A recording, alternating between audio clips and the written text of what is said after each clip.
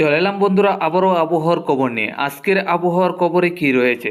দক্ষিণবঙ্গে বাংলাদেশ ত্রিপুরা রাজ্যে বিশেষ করে বৃষ্টির কি সম্ভাবনা আজকে এবং আগামীকাল। এছাড়া ঘূর্ণাবর্তের কারণে বঙ্গোপসাগর থেকে আগামী আরও কতদিন নিম্নচাপ প্রবেশ করবে ত্রিপুরা বাংলাদেশের উপর, তাও আমরা দেখে নিচ্ছি।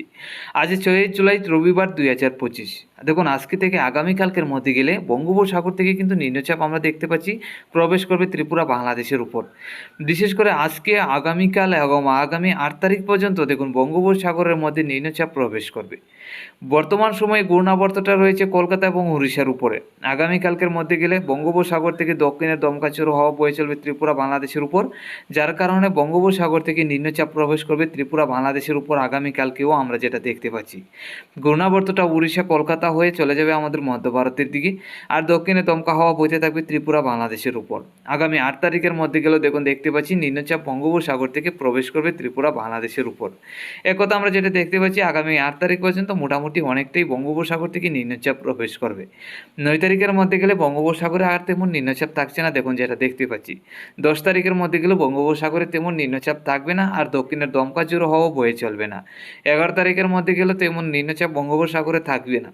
উত্তরবঙ্গের জেলাগুলি থেকে নিম্নচাপ আসবে আস্তে আস্তে বাংলাদেশ ত্রিপুরা রাজ্যের উপরে, যার কারণে 9 তারিখ থেকে 10 তারিখ 11 তারিখ এই 3 দিন হালকা পাতলা উত্তরবঙ্গের নিম্নচাপের কারণে বৃষ্টি হতে পারে।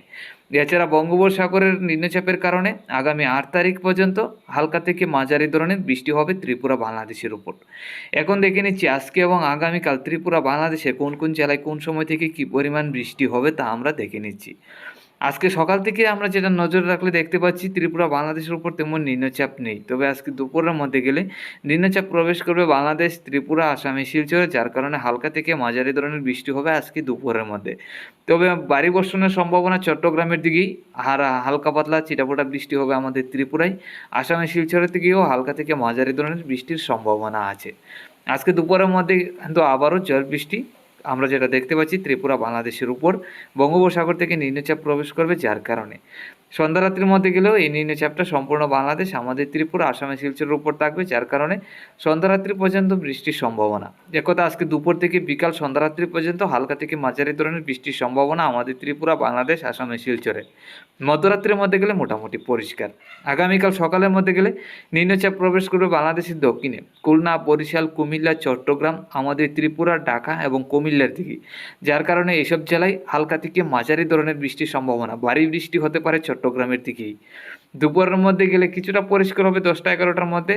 দুপুর 1টা থেকে 2টার মধ্যে আবারও নিম্নচাপ প্রবেশ করবে সম্পূর্ণ বাংলাদেশ, আমাদের ত্রিপুরা, আসামে, শিলচরে, যার কারণে হালকা থেকে মাঝারি ধরনের বৃষ্টি হবে দুপুরের মধ্যে আবারও। সন্ধ্যারাত্রির মধ্যে গেলে বাংলাদেশের দক্ষিণের জেলা পরিষ্কার থাকবে, তবে উত্তরের জেলাগুলির দিকে হালকা থেকে মাঝারি ধরনের বৃষ্টি, আসামে, শিলচর এবং আমাদের ত্রিপুরা রাজ্যেও হালকা থেকে মাঝারি ধরনের বৃষ্টি হবে।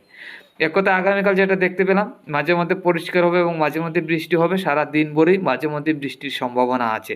বিশেষ করে সকালে, দুপুরে এবং সন্ধ্যারাত্রির মধ্যে ঝড় বৃষ্টি হবে আগামীকাল আবারও। তো বন্ধুরা, এই ছিল আজকে এবং আগামীকালকে 2 দিনের আপডেট।